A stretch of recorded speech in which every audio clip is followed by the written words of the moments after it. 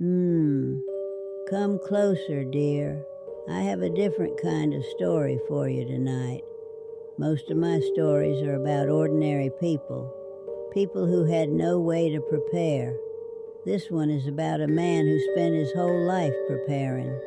His name was Gale. Gale was 61 years old, broad shoulders that hadn't softened with age, hands like slabs of old wood, rough and certain. He had served 2 tours in the Marines before the mountains called him home. He lived alone in a cabin 3 miles from the nearest road up in the high pines. He hunted his own food, cut his own wood, needed nothing and nobody. Gale was not easy to frighten, but something was coming for him, and even he was not ready for it. It started with the tree line. Gale noticed it on a Monday evening in late October. He was sitting by the window the way he always did after dinner, rifle cleaned and racked, coffee going cold on the table beside him, watching the last of the light leave the pines. Something was standing at the tree line, just standing, at the edge where the dark began. A shape that was almost a tree but wasn't quite. Too still for an animal, too tall for a man who was just passing through. Gale leaned forward. It was gone. He sat back, picked up his coffee, told himself it was a shadow, a deer, the kind of thing eyes do when the light gets low and the mind starts filling in the gaps. He had seen enough in his life to know the difference between something and nothing. He told himself it was nothing. He was wrong. The next morning he found the prints. He almost missed them. The ground around the cabin was hard and dry this time of year. Not much holds an impression. But along the north side, where the drainage ditch ran and the soil stayed soft, there they were, boot prints, a full circuit of the cabin. Whoever had made them had walked a slow, complete loop around the outside of Gale's home in the night, stopping in certain places. He could tell by the depth, the weight pressing heavier on the toes, stopping and looking at the windows. Gale crouched over those prints for a long time. He was a hunter. He knew tracks. He knew what it meant when something circles your territory slow and deliberate in the dark. It meant you were being studied. He found the mask on Wednesday, 50 yards into the tree line, hung on a low branch at exactly eye level, like it had been placed there for him to find, like a calling card, like a message. It was a skull, not real, carved from something pale and yellowed, with antlers fixed to the top, dark and branching, and the eye sockets hollowed out to nothing. A wide, jagged cut where the mouth should have been, something between a grin and a wound. Gale had heard of the wendigo. Every hunter in these mountains had. A killer who moved through the deep woods like he belonged there, who targeted hunters, men who knew the wilderness, men who thought they were the apex of it.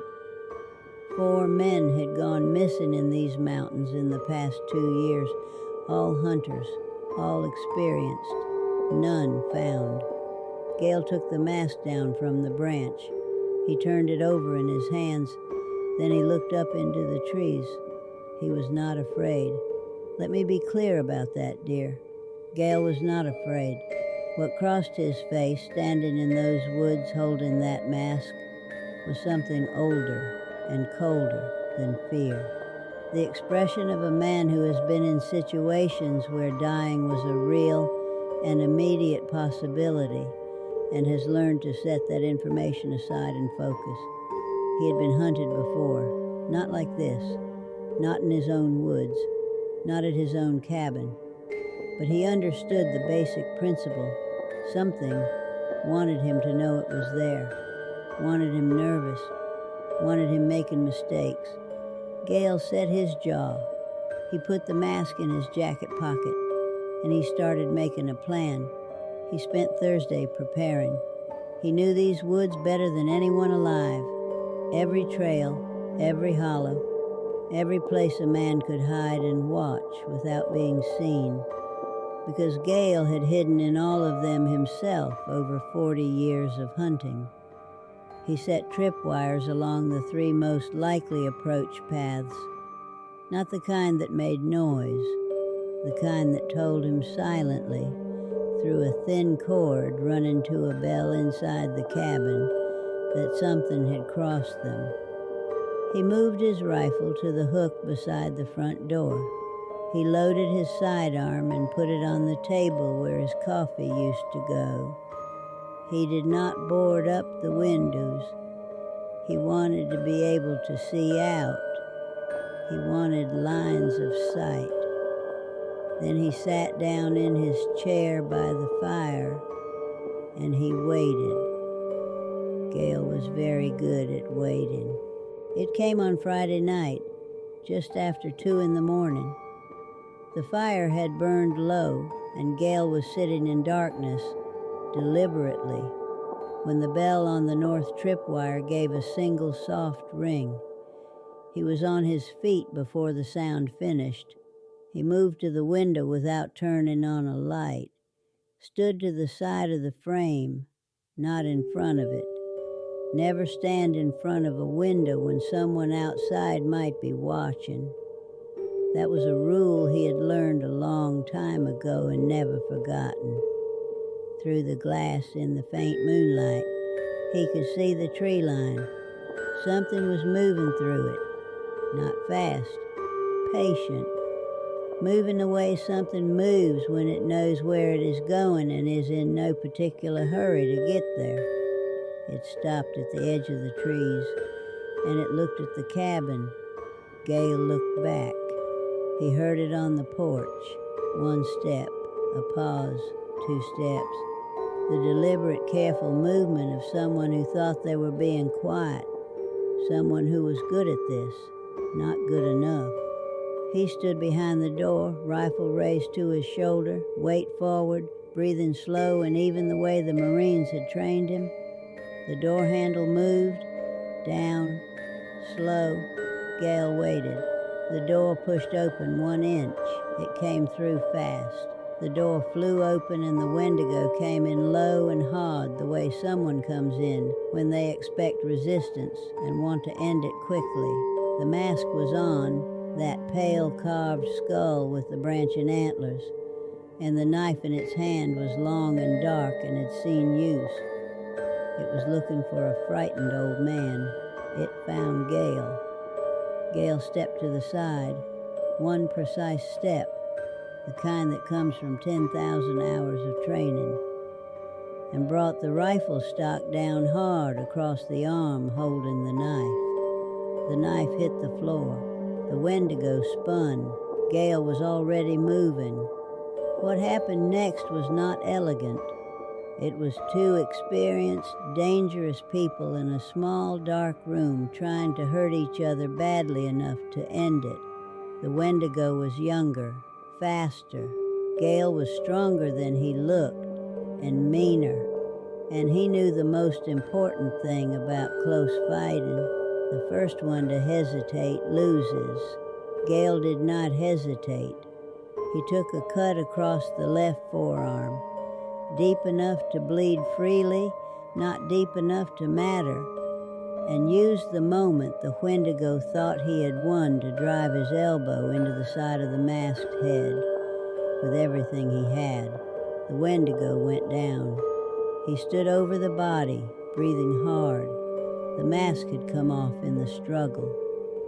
It lay on the cabin floor beside the unconscious figure, that pale, carved, grinning skull staring up at the ceiling. The man beneath it was ordinary looking.